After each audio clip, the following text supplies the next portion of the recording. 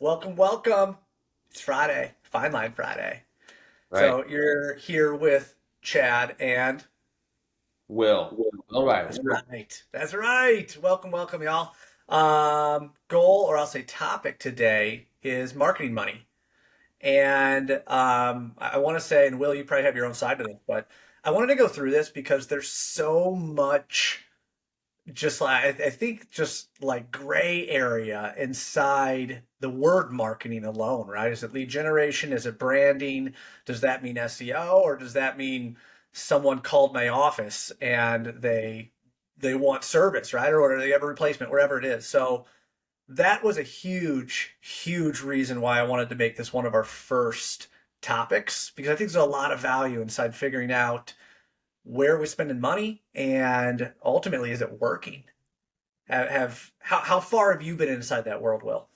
Yeah, I think a lot of it's blurry too, because what do you define as marketing money? And I think to have a little clarity around what's truly marketing money, is it putting, does it range from billboard spend to online SEO to trade shows? And I would say, yeah, it all is grouped together, but I always struggled with kind of defining what buckets exist and then being able to measure what happens within each bucket.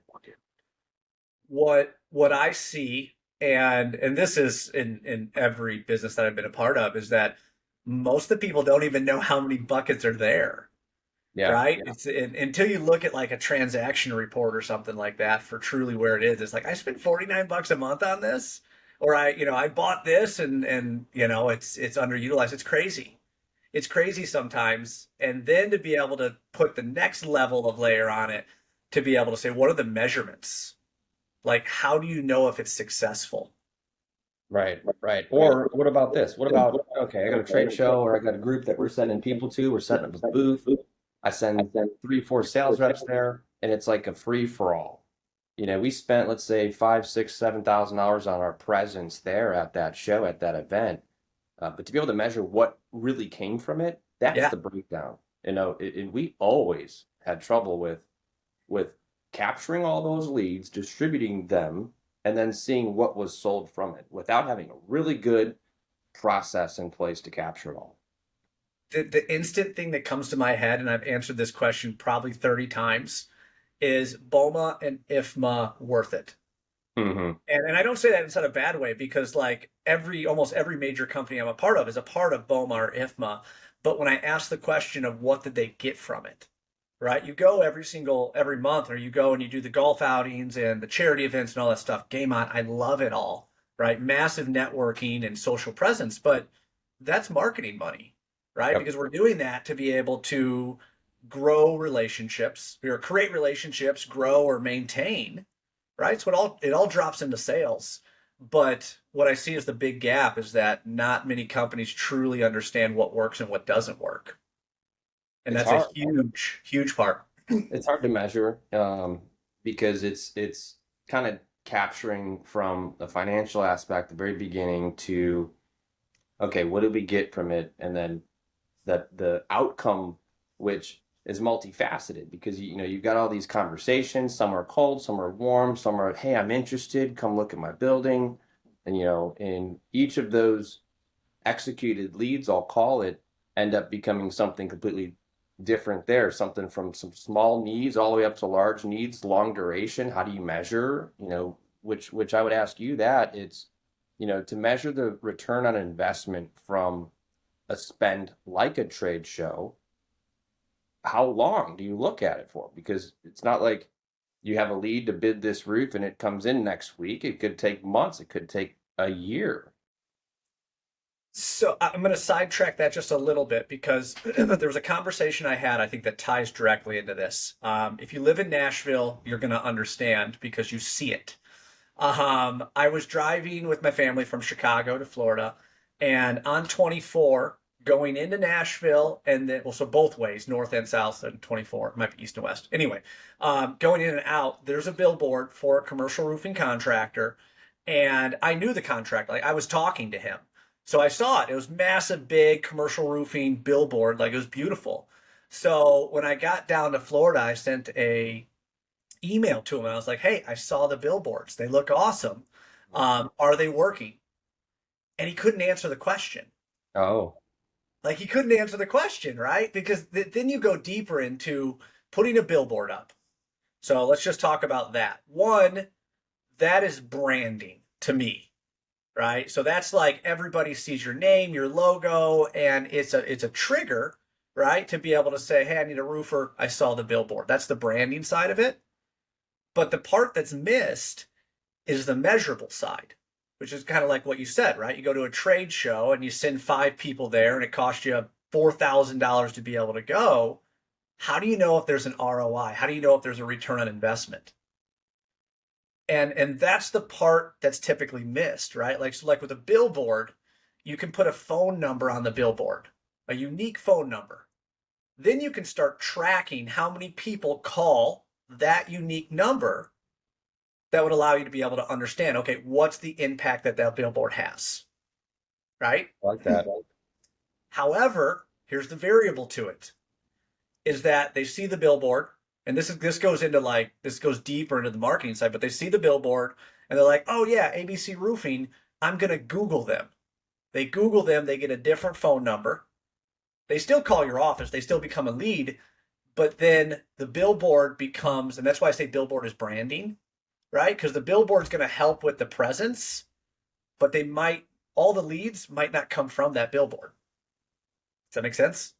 Yeah, I mean, it makes perfect sense because you're capturing that that lead or that initial interest. But what brought them there? Was it a need? You know, you just mentioned kind of presence in the market, for example, right? So your billboard displays presence in the market, but if you did have a phone number that's unique to that billboard, then yeah, you could track how many people called that. But Mm-hmm. the people that see the billboard and then kind of Google you and then call your office, how do you catch that? So that means everyone would need to ask the same question, how'd you hear from us? And that's Yep. often where things fall through the cracks. It's like not everyone's asking that question, how'd you hear from us? And furthermore, updating thereafter. So, okay, I heard from you because of the billboard, and then I gave it to someone to go execute from there, and it gets lost in the sauce. Yep. No different with a truck, right? Almost every roofing contractor has a phone number, or you should anyway. The phone number on the side of your truck, let alone like some big beautiful wrap. It's the same basic thing, right? That's branding number one because now you got your colors, your logo, all that stuff. But how many people are calling from seeing your truck? And I'm not saying go out and get 1,000 different phone numbers, right? But at the end of the day, that's where you got to understand is that am I spending this money for branding, brand awareness? People, I want them to see my colors, my name, my logo. It's like the Nike logo, right? You don't have to have Nike next to it. You know what it is. And that's a massive, massive scale. But I can tell you on the roofing side, you can show me some logos and I can tell you exactly who the company is. Mhm. Yeah, without the actual letters underneath it. Yeah. Yeah. We've seen it so many times, right? And it Yep. didn't happen just by looking at it once. It's like repetition and different spatial, visibility. Oh, you saw it, because you're calling on them, or you saw it because you saw it on a marketing, site or somewhere referenced multiple times over and over again, and then you have that brand recognition. Yep. 100%. Yep. So on the marketing side, I was always taught that that was a touch, right? So a touch is anything that connects your prospect to your business. And I joke with sales reps, right? Because it could be a truck driving down the road, it could be a billboard, it could be that expo that you sent your guys to. I even joke that it can literally be a business card in the urinal at a bar. Like that is still it's still branding, right? Because like they're looking at it, right? And they're seeing it, it's connecting it. Yep. So there's so many things that can go in just to that branding side. So we talk about marketing money. One is branding, right? One is just to be able to get your name, your logo, your colors, whatever it is out and about. And most of the time that's wrapping the truck, right? That's just a social presence, professionalism. Yeah, the numbers on the side, but that's just more of a branding cost that you have. And then the opposite side is what I would consider lead development, right? Something that's going to trigger somebody. Yeah, to act. right? to act, right? And that's much different than just, having your logo that says ABC Commercial Roofing on your truck that's driving down the road. The other thing you're going to have, like your trigger, right? It could be, let's just say, an email that you send out that's specifically talking about cleaning out your gutters in the fall, right? I'm just using that as an example. That's a trigger, right? Time of year, we got leaves falling, where it's like, oh yeah, I got to get that done. Those type of actions that trigger someone to do something, that to me would be lead development, I right? agree because to your point, branding falls in the realm of marketing spend, and some of that's going to trickle into people acting. And then, in my opinion, it's all about measuring the actions, right? And tying that action to what marketing spend. And that's kind of a difficult thing to do, right? How do you tie the actions to that particular spend and be good at it? Understood. So I'll give you an example, and this is going to bring you and I back to our adolescence. But I think of Empire Carpets, okay? And I'm Yeah. pretty sure they were national, right? But like on before we had on-demand TV, literally that 588 play. Empire. Yes, yes, it would play on repeat, right? Yeah. And like I knew the number, I knew the cartoon, like all of that stuff. If you want a new carpet, you called Empire. Hmm. And that is branding, right? It's branding and triggering, right? Because one, they had it for all that kind of different stuff. But when we're 20 years later now, dude, we still remember the phone number. I Yeah. still remember the commercial.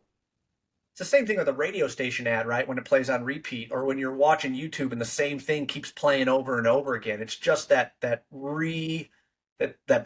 I mean, it's really what it is, Yeah. right? And So I you think, sorry to cut you off, but have I just had a thought too, which is how I've always tried to solve that because you've got kind of two things that ultimately you want to track. And then I think it aligns with the way that you're describing marketing.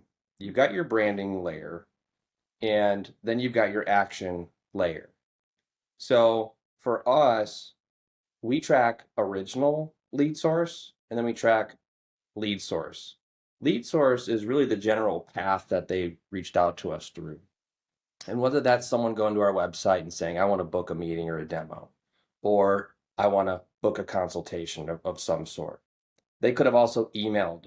They could have called us on the phone. They could have, right? So those are the paths. But then the original lead source is how do we like that first touch, that first, it was from a trade show. It was from, shaking their hand. It was from knocking their door, whatever it was. So we would measure those two things. Does that coincide with that belief structure on touch versus action?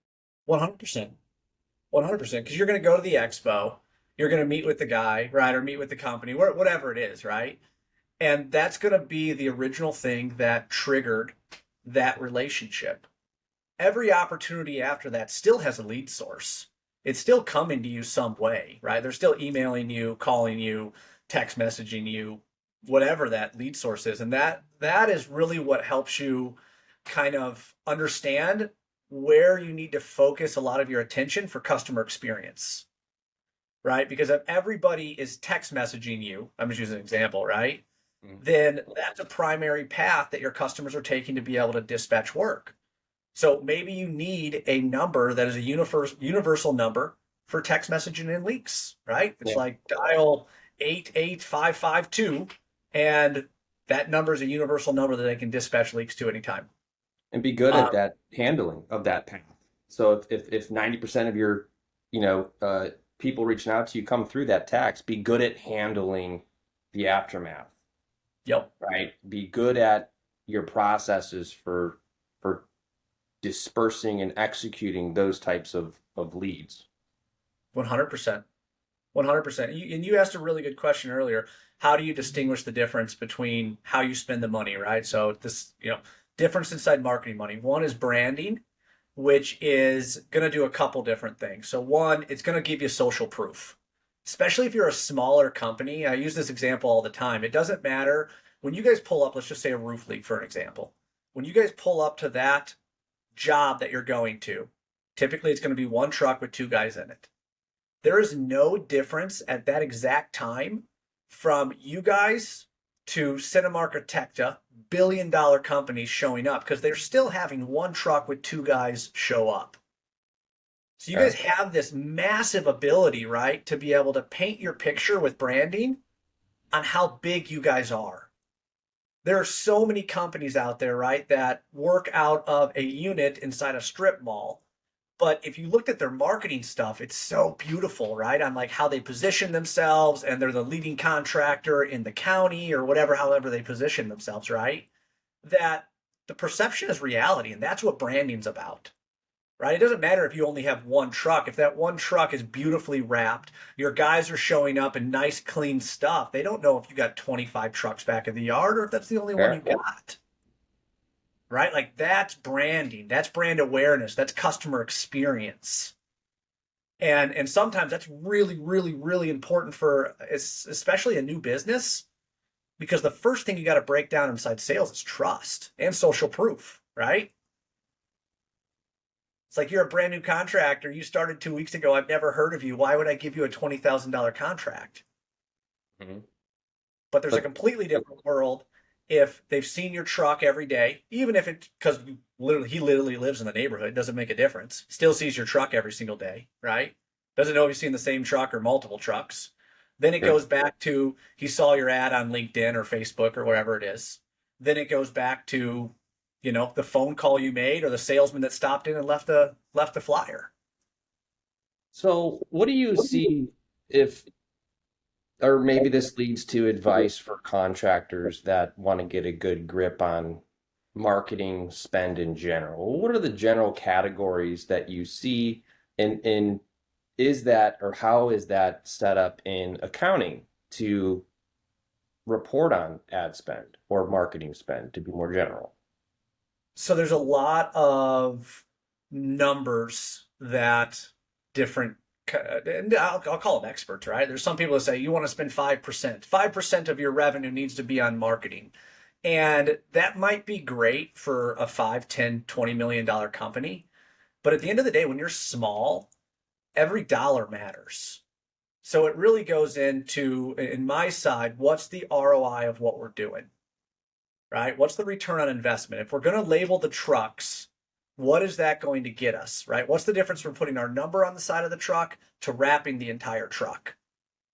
And that conversation might be looking at your environment. What are the other trucks around you, right? Like I look at Texas, we both did a lot of work inside Dallas. If it's a white truck with a number on the side, to me, that screams subcontractor.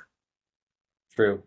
So is your branding side, right? Is that to be different? Do you not want to be seen as that subcontractor that changes out that magnetic logo or that magnetic sign that goes on the side of the truck every job they change?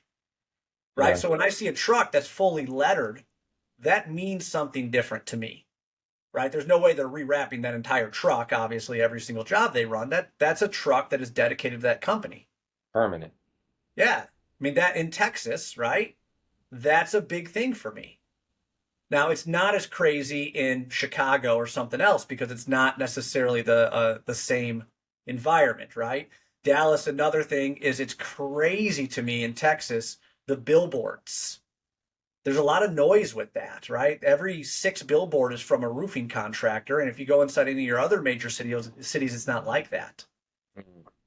So, from my side, my opinion is to be able to look at what you're doing. And the success from the branding side is not getting caught in the noise. Everybody else is doing a billboard. I'm probably not going to recommend that you do a billboard unless you can do it better than everybody else. We might need to do something different, right? And that's the beauty of marketing. It's about ultimately breaking the algorithm, right? And that's what happens with everything that we see. Something new comes out. It's like, holy crap, this is awesome. ChatGPT is awesome because it's so much different than Google or whatever it is, right? Like that's marketing.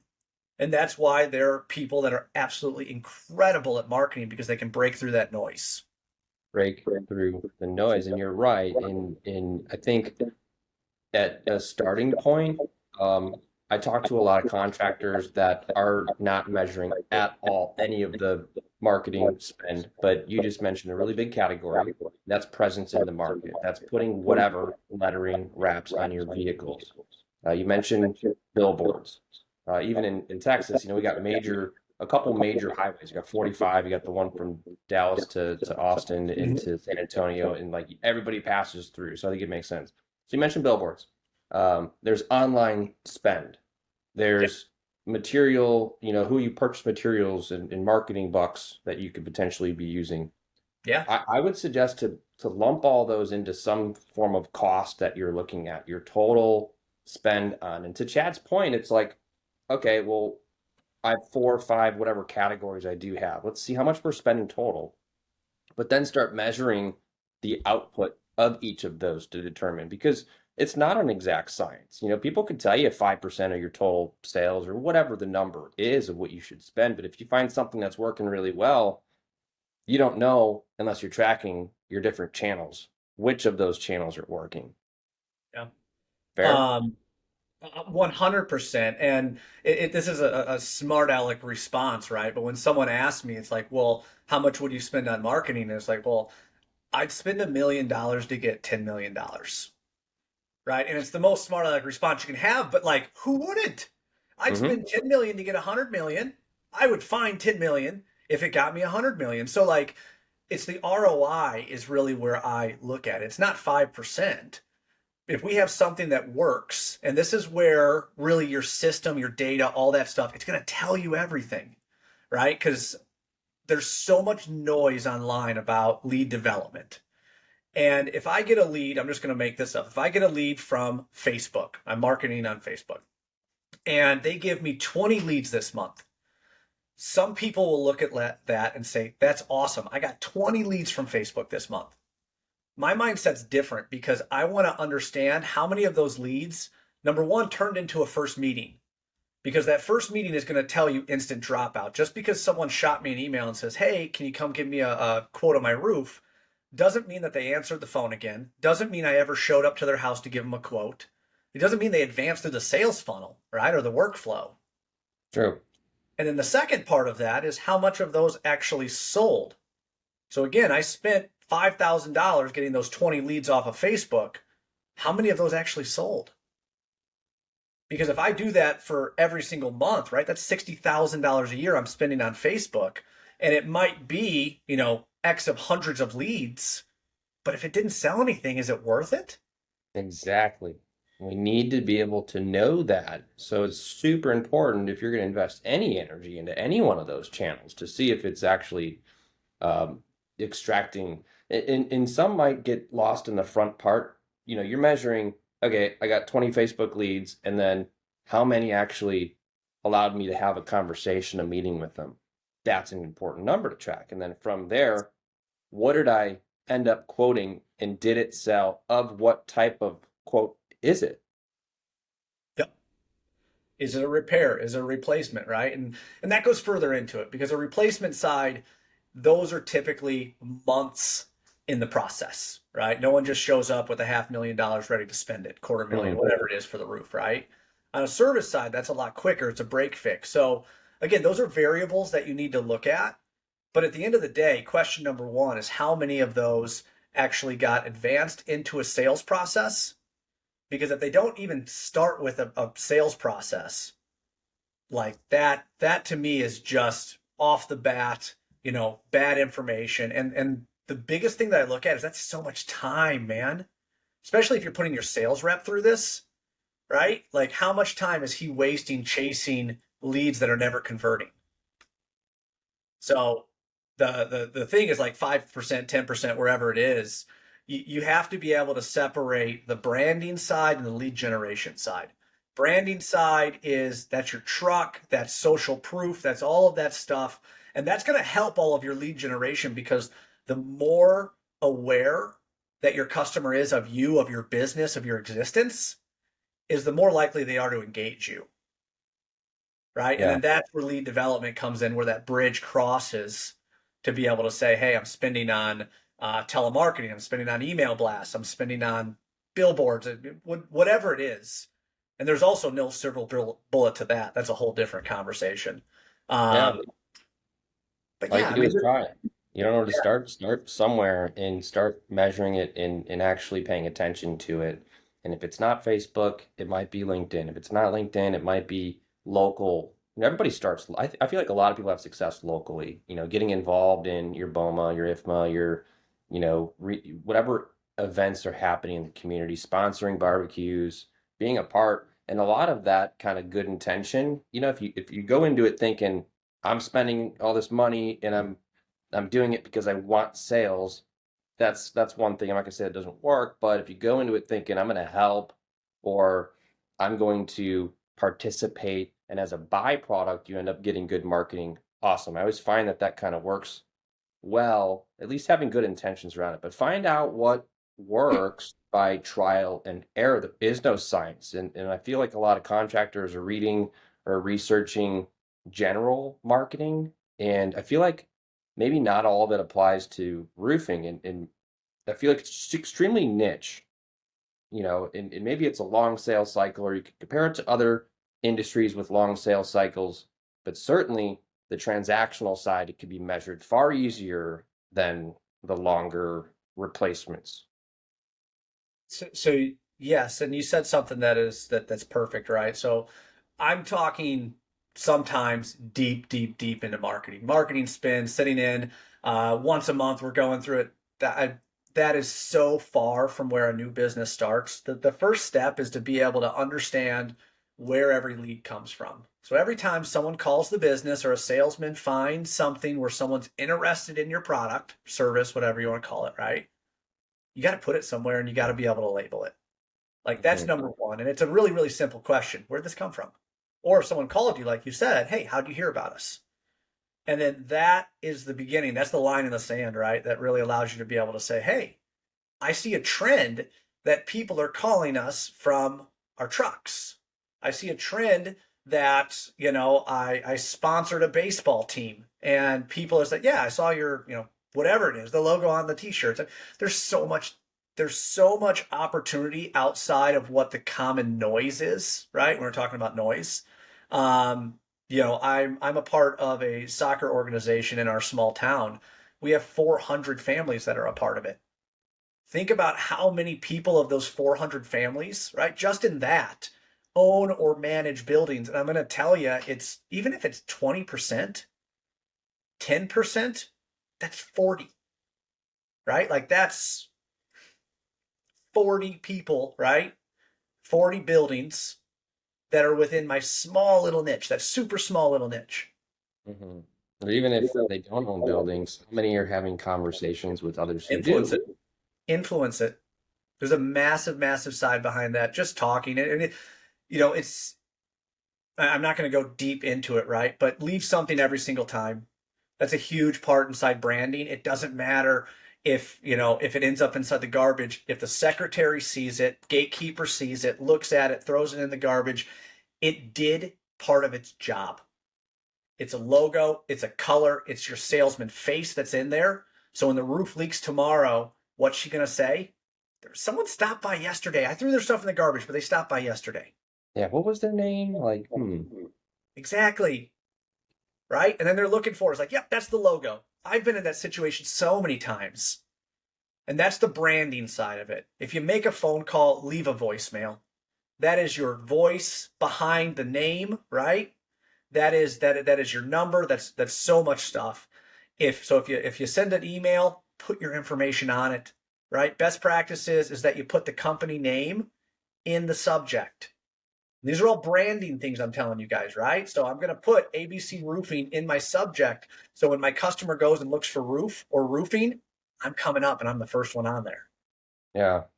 If you Uh, have flyers, leave them. They're not costly. They don't do you any good in your office. you always say that. Get rid of them. Yeah. They do nothing in your office, and that's where I go back to the joke. I mean, I don't care if you throw a business card in a urinal at a bar, man. At least someone's going to see it because no Yeah. one's going to see it in the office in a box. So let's ask you this. Marketing money, or money that you allocate for marketing, or money that you're spending in some way, um, what does that mean to most contractors? I'll try to help have you answer that question more generally speaking. Marketing money, what does it mean to most contractors, or what do you think it means? the money that they're spending to get leads. directly. Mhm. So what about the ability to, or what about this? What if you asked, or we asked contractors that are watching this, if you were to reflect or look at last year, can you determine what money you spent on marketing and how much sales you got? That would be like the overarching return or measurement on return. If you can answer that, great. And then I'll take you one step deeper. Can you take that money, the sales from all of the cost of marketing, and then break it down by source? And if you can't, I would suggest to list out all your sales and then get your group of people that contributed to those sales, and you'll probably remember a lot of that stuff, but start filling in the blanks and then sort that stack. Okay, so now I got something to go on, because I feel like a lot of people listening to this aren't measuring this. It's all off of gut. It's all off of what I think. And that could be accurate, or at least help you get, to the next level. But in order to really get there and define how you get there, you need to measure this stuff. So if you don't have it, there's a couple tips to get it, or at least start to get it.